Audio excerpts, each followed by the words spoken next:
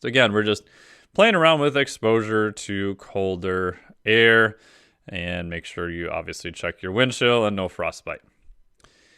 So cold action number 3, this is cold water immersion. Now this does not necessarily mean that you're going to run out buck naked by yourself and jump into some Arctic lake. You can use a very controlled environment. It's my favorite. You can use your bathtub, right? So if your tap water is relatively cool in the winter or where you're located, just running a cold bath may be enough. All right, remember that we start to see changes whenever we get to just even below about 98 degrees Fahrenheit. Now, of course, if you're in 9-degree water, that's going to feel pretty warm. But if you're not adapted to it, even 70 or 60 degree water feels really freaking cold, right? So again, it's still going to draw a fair amount of heat away because of that temperature differential, and that water is very, very efficient at temperature changes, especially when we're seeing even 98 to 70 is almost a 30 degree differential. Water is very effective at pulling heat away from the body. You could get some ice. Maybe you're doing it only every once in a while, so you're going to put some ice in a bathtub. I'm able to get ice at one of the local grocery stores here. I think a bag of 18 pounds of ice I bought the other day was about $4, right? So not too bad. It can add up over time. We've got another way to keep costs down if you want to do that. If you have access to an ocean or a lake, that can be useful. Of course, check the temperature first. You want to know what you're getting into. Always use a buddy system to make sure that you are safe and you're with someone, and assume that you may potentially not be able to move. Right, so the biggest mistake people run into trouble is they end up with cold shock potentially, or their arms and legs start not to work way sooner than they thought, and then you're going to be a world of hurt if you're in water that is over your head. So always go with someone. Obviously, make sure you are safe, know your conditions, know your environment, and if you don't feel safe, then get out. Another way is to have a cold water immersion in a freezer. I've got slides next to show you how to do that. The nice part about it is you can do it whenever you want. The electrical costs to run it are really not too bad. I've had one set up here for almost a year. I haven't even really seen much of a bump in my energy that I can tell, even running it in the summer. Maybe it does cost me a little more, but compared to my air conditioner and everything else I'm running, I don't really see a huge difference in money flying out of my pocketbook to run the freezer. The good part about it is it's very easy to adjust the time and adjust the length that you're in there, and also temperature. So it makes it easy to control. So here's a freezer setup, what it looks like. Again, there's a lot of stuff on this slide, I know. A couple of key points, and we'll have another document that outlines all this and make sure to answer any questions you have. I like having a little bit of a larger freezer. I'm 6'3", so for me to fit in there, I can fit in a 15.6 cubic feet freezer. This is what it looks like here.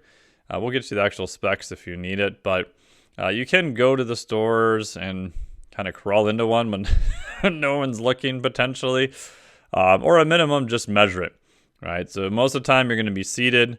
So with this one, when I get in, I can still be seated. I don't really overflow the water, and I can have it up to my chin.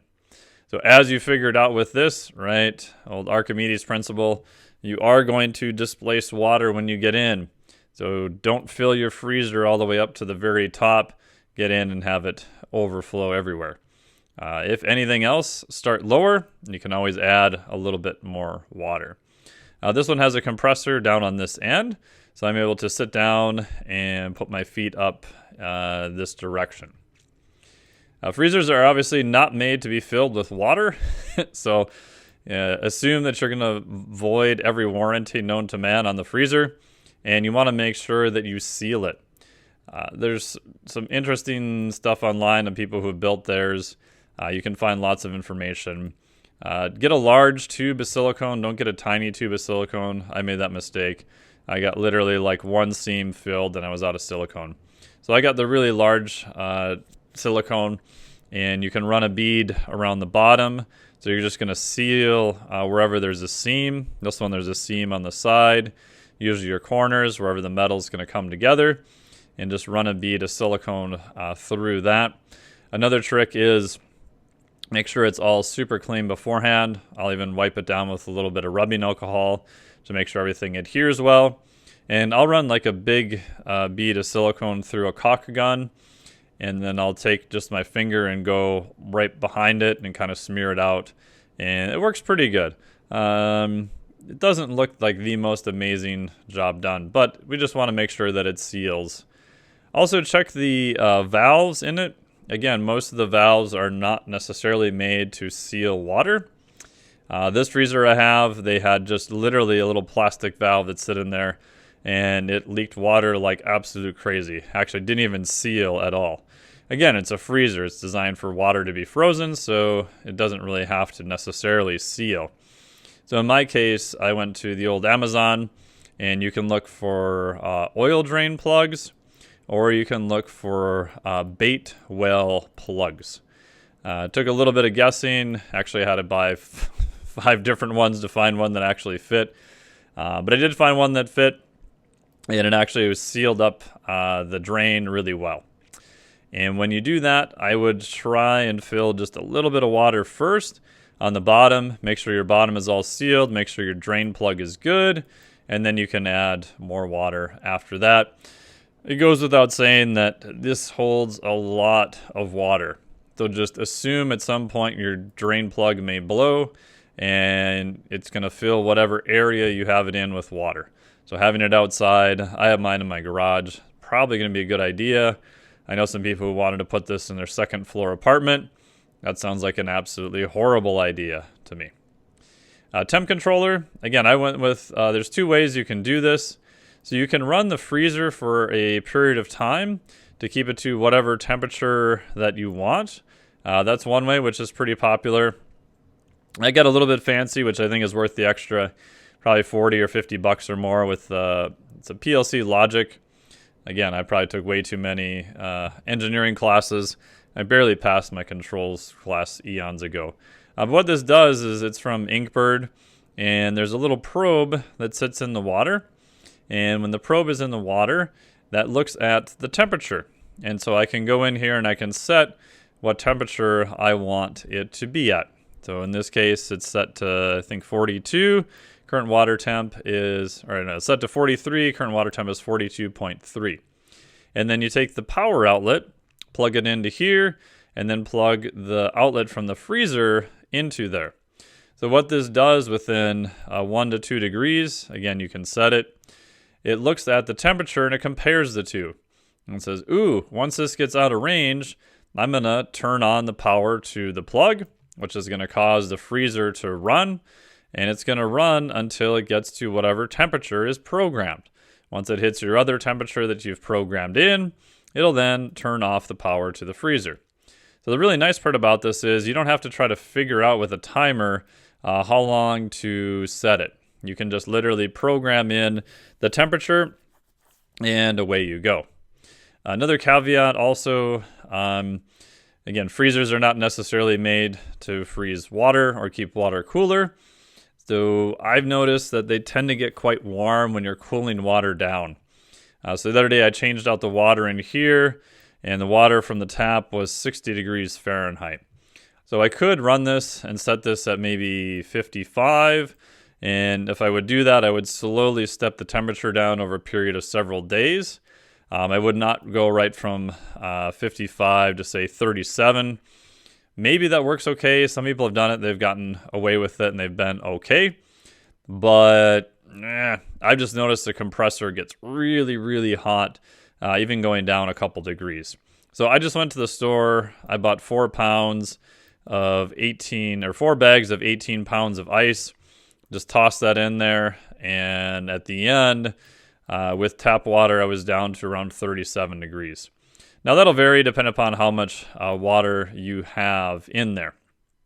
So I like to use ice, and I don't change the water out in here very much at all. So once you get it down to your temp, you're probably good for a while. So I use ice just to save on some wear and tear on the freezer. So I'm just going to clear out my little handwriting. Circulation, if you're in and out of this a lot of times, I use this mostly daily. You probably don't need much. I went with a really cheap pond pump. Again, we'll get you all the specs on this. You'll see this guy down here, the power line going out. This is used in architecture areas. It'll take water in from one side and then spits it out the other side. And I don't need this to run all the time. I mean, there's really not that much water in here per se compared to a pond. So what I did is I took the outlet and plugged it into my Inkbird. What that means in English is that whenever the Inkbird sees that, ooh, temperature is a little bit different, time to kick on the freezer, there's two outlets here. And it'll turn on the freezer and it'll turn on the pond pump at the same time. The reason I like that is that I don't have to run the pond pump all the time. And then also, if no one is in here and you're cooling water, you're going to have temperature differentials because water is going to be cooler near the sides and warmer in the middle. So depending upon where your thermostat here is, your thermocouple, you can see differences in temperature. So if you have a little bit of circulation, you're going to circulate the water. Cool water is going to mix with the warmer water, and it's going to even out a little bit faster. To kill any organic stuff, I've played around with all sorts of different things. I like just running ozone. It surprisingly works really, really well. Again, I don't usually have too much of an issue, but you'll see there's a line coming out here for an ozone, and the ozone is just on a timer. There's different ones you can get. I'll show you the one I have here, and I just have it on a timer. It's got a timer built into it. I run it for about 5 minutes every hour. Yeah, and you can set it up to different ways. If the water looks really icky, I'll kick it up to 20 minutes for an hour, let it run for 24 to 48 hours. But I found that 5 minutes every hour works pretty darn good. Now again, I'm usually getting in here when I'm clean, so this is not your shower. So there's our Inkbird, right? We've got our temp sensor that we can set the temp of what you're looking at, your set temperature, and your two outlets. So what this one will be to the pond pump, this one will be to the freezer itself, obviously your power outlet and your temp sensor. That's the water pump that I have from Beckwith. That's what it looks like. It looks kind of weird. It does a little bit of filtration. Here's your plug. Here's your pump. It's not really big. It looks big here. And this is just a filter on the end. It does help with circulation, does kind of keep some particles out of it. Doesn't do an amazing job, but I found that it does seem to help. And this little guy you can take off and wash. Word to the wise, if you are going to take this out and exchange all of the gunk out of the filter, grab the whole unit back here and pull it out, and then pull this guy off outside of your tank. I made the mistake once of grabbing this by the filter to pull it out, and of course, as you can expect, all the stuff that was in the filter I just dumped into the tank. So don't do that. Again, I'm going to blow away some of my little writing here. But that's the ozone. So we've got our temp sensor. We've got our pond pump. There's different ozonators that you can use. That's the one I use. Again, I think it's around, we'll get you the exact specs on it. It's got a timer built in. It was like $80 or something like that on Amazon. So it wasn't too bad. Other part to look for too is the connectors on the end. This has a little hose that comes out of this end. And it's got this little doodad on the end, so we can just drop that, you'll see, right into the tank there. And just hangs out on the side there.